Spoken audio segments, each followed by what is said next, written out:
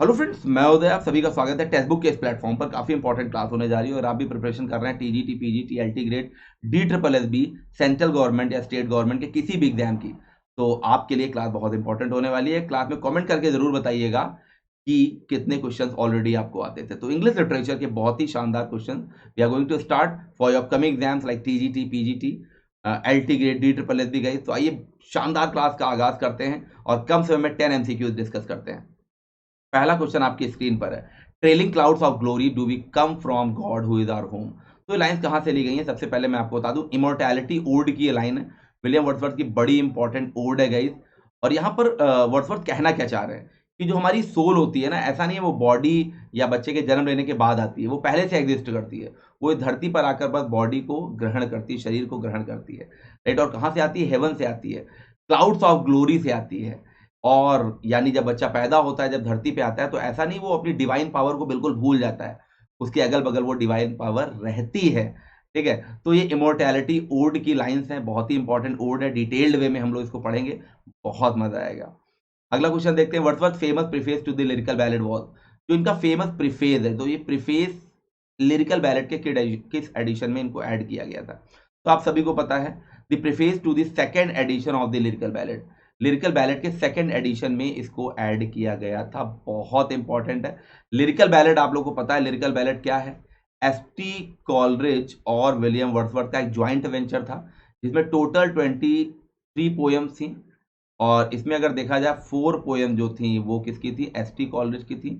और 19 पोएम किसकी थी? विलियम वर्ड्सवर्थ की थी।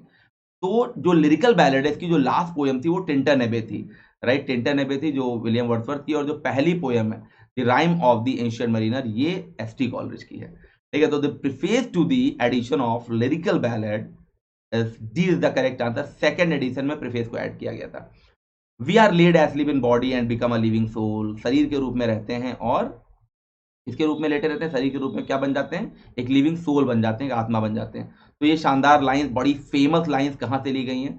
ये शानदार लाइंस कहाँ से ली गई हैं? टिंटन एबे की बड़ी ही इंपॉर्टेंट लाइंस हैं। और टिंटन एबे को बहुत ही डिटेल्ड वे में हम लोग पढ़ने वाले हैं, लाइन बाय लाइन डिस्कस करने वाले हैं। और जो बिल्कुल फ्रेशर हैं, इस तरह से आपको टिंटन एबे पढ़ाया जाएगा कि फिर दोबारा आपको पढ़ने की जरूरत नहीं पड़ेगी। Moving to the next question. Why the year 1798 taken to be the year of the beginning of the romantic movement?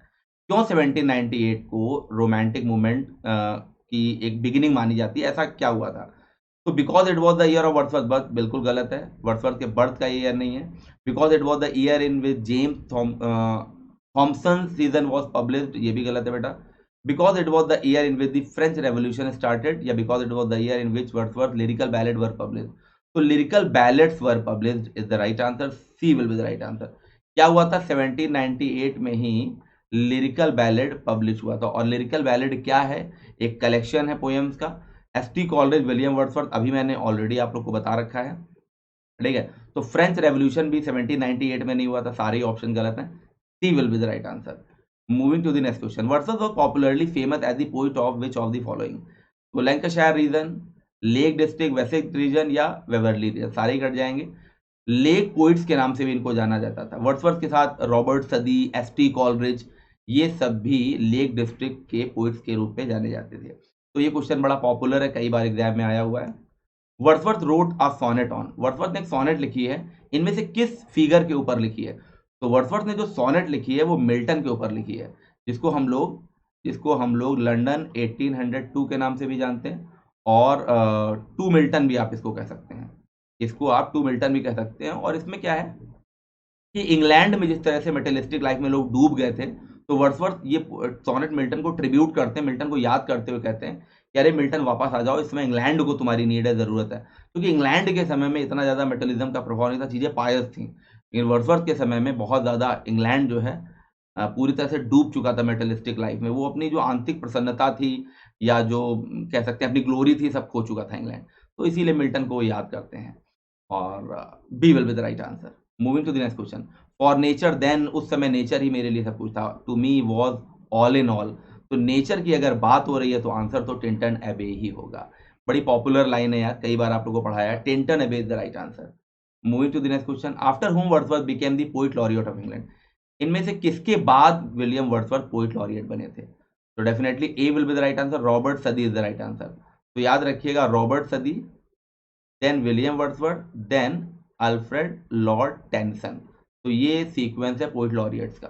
तो गलत बिल्कुल भी नहीं करना है, और सारी चीजें बहुत ही डिटेल्ड वे में मैं आप लोगों को पढ़ा चुका हूँ। Who accuse Wordsworth of being a lost leader? कौन वर्ड्सवर्थ को लॉस्ट लीडर कह के बुलाता है, आरोप लगाता है लॉस्ट लीडर? ये टर्म किसने यूज किया है? तो Robert Browning is the right answer. Robert Browning, Robert Browning का नाम आते ही आप जान जाते हैं ड्रामेटिक मोनोलॉग। किसके लिए इनको जाना जाता है? ड्रामेटिक मोनोलॉग के लिए इनको जाना जाता है। ठीक है, Robert Browning is the right answer. Why was Wordsworth accuse of being a lost leader? क्यों वर्ड्सवर्थ पर आरोप लगाया जाता है कि भैया आप लॉस्ट लीडर हो गए, कहाँ चले गए? Because he gave up the reason of supporting the French revolution. ये तो बेटा बिल्कुल रॉन्ग है। Disappointing the younger romantic poets, ये भी रॉन्ग है। Because he accepted the post of the poet laureateship of England, definitely C will be the right answer. क्योंकि ये पोइट लॉरियटशिप जो है एक्सेप्ट कर लेते हैं इंग्लैंड की, तो ऐसा माना जाता है जो पोइट लॉरियट्स होते हैं उन्हें कुछ राशि भी मिलती है। तो ऐसा कहा जा रहा था कि रॉबर्ट ब्राउनिंग को लग रहा था कुछ पैसे के लिए वो हम सभी को भूल गए। Because he accepted the post of poet laureateship of England, C will be the right answer. तो ये देखिए 10 जो एमसीक्यूज मैंने आपको कराए, डेफिनेटली आपको पसंद आए होंगे, और ये सारे ही आपके एग्जाम के लिए बहुत ज़्यादा इंपॉर्टेंट है। Thank you very much.